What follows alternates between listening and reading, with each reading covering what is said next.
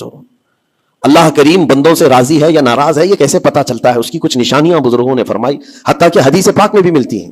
رسول کریم صلی اللہ علیہ وسلم سے بھی پوچھا گیا، اور پھر مولا علی کرم اللہ وجہہ الکریم کے اقوال بھی ہیں۔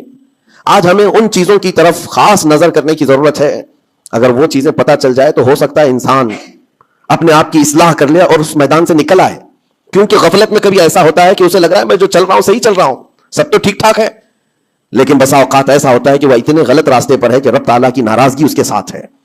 حدیث پاک میں اگر پوچھا گیا تو حدیث میں ایک لفظ سب سے زیادہ ہے، کئی حدیثیں ہیں، ابن ابی دنیا میں یہ حدیث منقول ہے، حضور پاک صلی اللہ علیہ وسلم نے فرمایا اللہ کے ناراض ہونے کی سب سے بڑی نشانی یہ ہے کہ جب تم میں سے سب سے برے لوگوں کو تم پر وہ حاکم بنا دے تو سمجھ لو کہ اللہ قوم سے ناراض ہے۔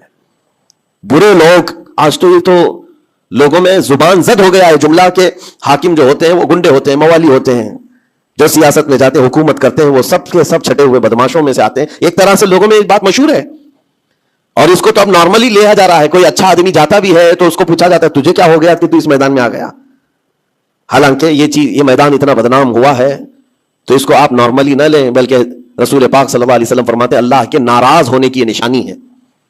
اور دوسری نشانی فرمایا کہ جب اللہ کریم ناراض ہوتا ہے تو بارشوں کو روک لیتا ہے، بے موسم بارش آنے لگتی ہے۔ اگر بغیر موسم کے الگ الگ انداز سے بارشیں آنے لگ جائیں تو سمجھ لو کہ رب تبارک و تعالیٰ کی غضب کی نشانی ہے اور اس کی ناراضگی کی نشانی۔ پھر تیسری چیز اسی حدیث میں یہ فرمایا گیا کہ رب تبارک و تعالیٰ لوگوں کے رزق سے برکت ختم کر دیتا ہے، اس کی ناراضگی کی یہ نشانی ہے۔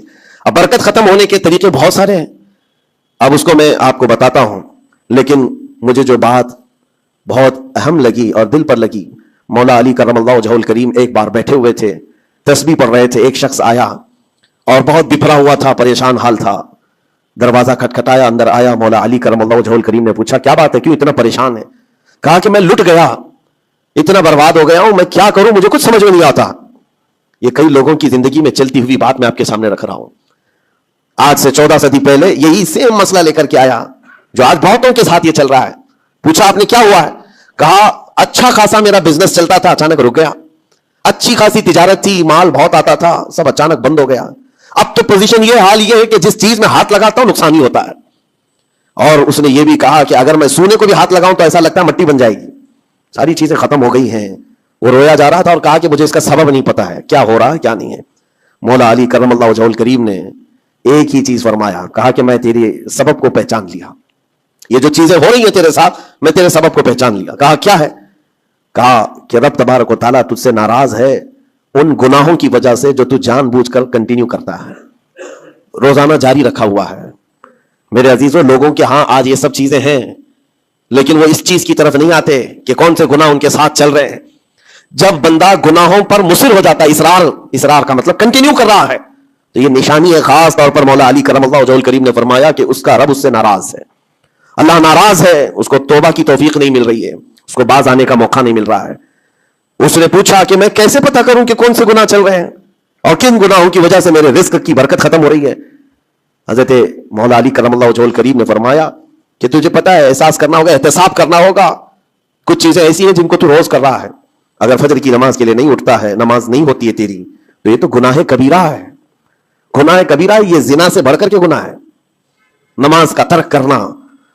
تو یہ اگر تیری زندگی میں کنٹینیو جاری ہے تو گویا کہ تو حرام پر حرام، کبیرہ پر کبیرہ کرتا ہوا اس قدر اصرار کرتا جا رہا ہے، تو تیرے رزق کی برکت کہاں رہے گی؟ ختم ہو جائے گی۔ تیرے دل کے اندر اللہ تعالیٰ نے سختی پیدا کر دی ہے۔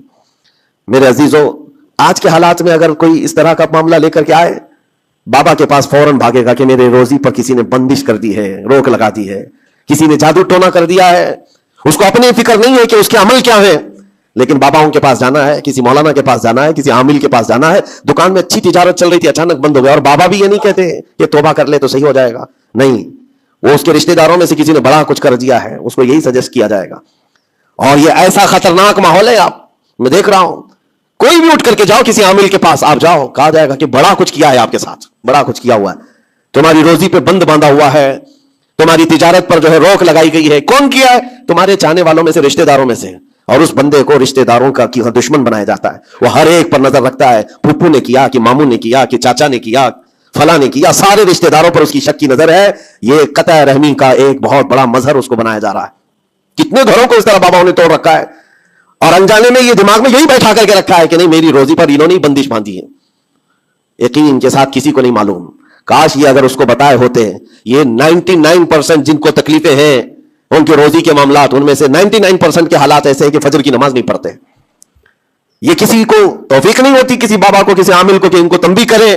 فجر کی 2 رکعت رزق کے کئی دروازے کھول دیتی ہے. میرے آقا صلی اللہ علیہ وسلم کا فرمان ہے. اور تم بستر پر ٹانگ پھیلا ہے سوئے ہوئے ہو، اور پھر شام میں اٹھ کر بابا کے پاس جا کر کہتے ہو بندش ہے کسی نے باندھ کے رکھا ہے، تم نے خود اپنے اعمال سے باندھا ہوا ہے. اور رب تبارک و تعالیٰ فرماتا ہے سورہ فاطر میں ما یفتح اللہ للناس من رحمت فلا ممسک لها، اللہ اپنی رحمت سے جس کے لیے دروازے کھولتا ہے کوئی اسے بند نہیں کر سکتا. یہ رب کا فرمان سنا رہا ہوں. وما يمسک فلا مرسل له من بعده، اور اللہ فرماتا ہے جس کے لیے اللہ روک دے کوئی طاقت اسے کھول نہیں سکتی. اللہ نے اگر بند کر دیا ہے تو کوئی نہیں کھولے گا. اب یہ رب تبارک و تعالیٰ کس کے لیے بند کرتا ہے کس کے لیے کھولتا ہے یہ اس کی شان ہے. لیکن ساتھ میں ایک بات اور آپ کو بتا دوں. حضرت ابو سفیان ثوری رحمۃ اللہ تعالیٰ علیہ، حضرت سفیان ثوری کا ایک قول ہے قسوۃ القلوب عقوبۃ للعاصی، یہ گناہ کنٹینیو جو کر رہا ہے اس کی سزا کیا ہے؟ یہ اللہ تبارک و تعالیٰ کی ناراضگی کی نشانی. سزا کیا ہے؟ کچھ لوگوں کو ایسا لگتا ہے مجھے کچھ نہیں ہو رہا ہے، میرا گھر بار سب صحیح ہے، ٹھیک ٹھاک ہے.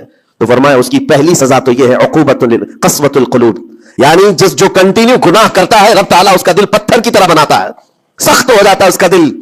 نہ رب تبارک و تعالیٰ کے نام پر اس کی کبھی آنکھیں بھیگتی ہوئی دکھتی ہے، نہ عذاب قبر کا اسے خوف محسوس ہوتا ہے، نہ محشر کے دن کی فکر، نہ جہنم کے لپکتے ہوئے شعلوں سے اس کا دل دہلتا ہے. نہیں، دل سخت ہو گیا ہے. گناہوں پر جو بندہ کنٹینیو اصرار کرتا جاتا ہے اس کا دل سخت کر دیا جاتا ہے. یہ رب تبارک و تعالیٰ کے ناراض ہونے کی نشانی ہے، غضبناک ہونے کی نشانی ہے. اور ایک نشانی یہ فرمائی ہے، تابعین نے فرمایا کہ اگر بندے کو عبادت کرنے میں مزہ نہیں آتا تو سمجھ لو کہ رب تعالیٰ اس سے ناراض ہے، توفیق چھین لیا. نماز پڑھنے میں دل نہیں لگتا، اور اگر وہ نماز کی اذان کی آواز سن کر کے بھی لاپرواہی برتتا ہے تو فرمایا گیا یہ اس بات کی علامت ہے کہ اس کا رب اس سے راضی نہیں ہے. اور جس سے مولا راضی ہوتا ہے کڑاکے کی ٹھنڈیوں میں بھی اس کو بستر سے اٹھا کر اپنے دربار میں لاتا ہے.